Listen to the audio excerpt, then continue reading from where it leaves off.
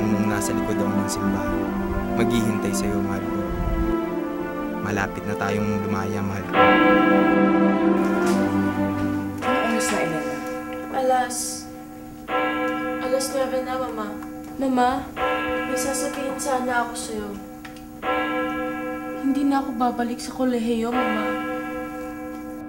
Ipinagkasundo ka ng iyong papa sa akin. Isang kasal.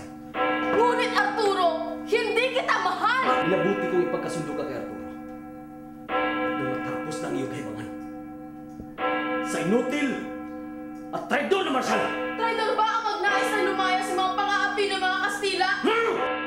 Kailangan nating sagipin ang ating mga kasama. Ang ating mga kababayan. Labis na ang panglulupit at panggigipit na ginagawa ng mga Kastila sa ating kapwa Pilipino. Batalyon! Firmes! Lulusog tayo! Lulusog tayo! Wala na tayo atrasan.